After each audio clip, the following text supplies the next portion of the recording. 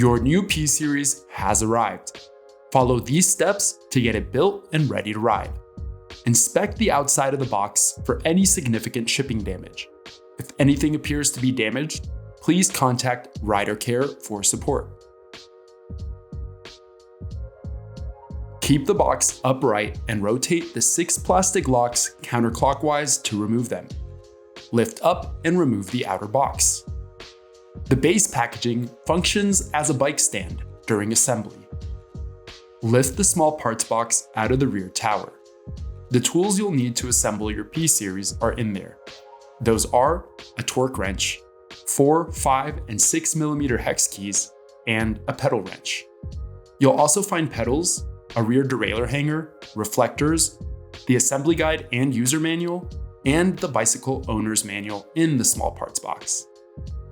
The small parts box for the P1 through P3 models is equipped with a 0 to 10 Nm torque wrench. The P4 model small parts box is equipped with both a 0 to 10 Nm and a 10 to 20 Nm torque wrench. When assembling a P4 model, make sure you're using the correct size torque wrench for the task. You'll need to supply a floor pump, a Phillips head screwdriver, and some scissors. It is critical that you use a high-quality torque wrench to make sure the bolts are tightened to spec. Bolts that are either too loose or too tight may compromise the safety of the assembly.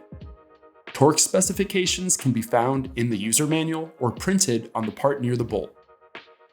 Follow along with the assembly guide and thoroughly read the owner's manual, which has important safety information for you to review carefully before your first ride.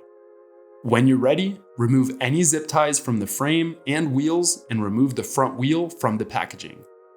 Pull off the protective hubcap and set the wheel aside. Pull out the tabs holding in the front tower cap, then remove the front tower cap. Pull out the tab at the base of the front tower, then remove the front tower. Take the handlebar out of the base packaging. We'll be installing this first. Remove the 4 bolts from the faceplate. Make sure to keep them somewhere safe, like your pocket. Place the handlebar in the stem and begin attaching the faceplate by threading bolts in by hand to get started.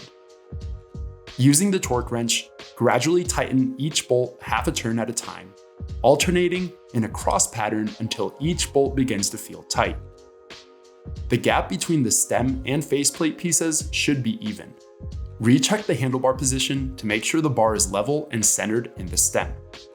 Finish tightening each bolt with the torque wrench to the specified value labeled on the stem and listed in the manual.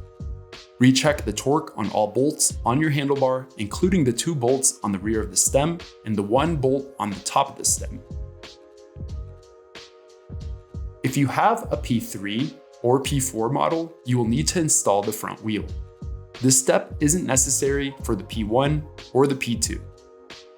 Lift the front of the bike out of the packaging and remove the protective brace. If you have a P3, you will need to loosen the 4 pinch bolts before removing the through axle. Next, gently remove the front axle.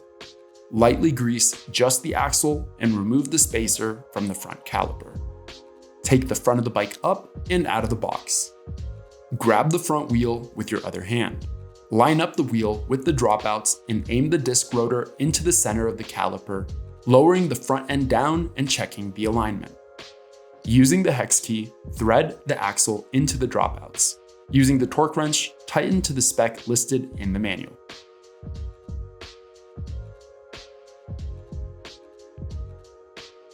Now we're moving on to the pedals. They're labeled R and L and are threaded differently for each side of the bike. The right side of the bike is called the drive side with the chain, chainring, cassette, and derailleur. Take the pedals and locate the R and L on each. R for the right and L for the left. Thread the right pedal axle into the crank arm of the right side. Be mindful to hold and turn the pedal axle, not just the pedal body. Turn the axle towards the front of the bike clockwise. Depending on your pedals, you will either use a flat pedal wrench or a hex key to finish threading the pedals all the way into the crank arm. You will feel some resistance as you finish turning the wrench. Pedals need to be installed tightly. The rotation of the wrench should have some resistance and leave a noticeable imprint on your hand.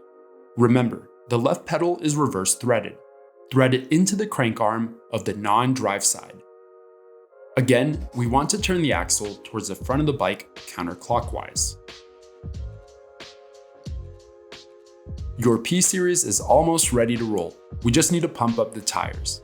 Use a floor pump to inflate the tires to your preferred PSI. Read the pressure range printed on the side of the tire and be careful to meet the minimum and not exceed the maximum PSI.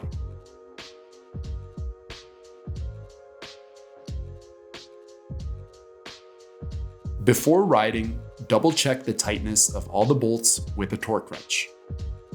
Follow the mechanical safety check as outlined in the bicycle owner's manual. Also, you can check the tightness of the handlebars by holding the front wheel between your legs and twisting them side to side. If anything moves, realign and tighten the bolts to spec.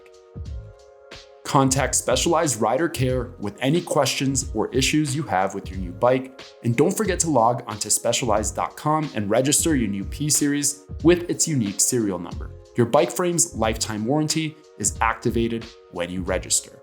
And most importantly, enjoy the ride.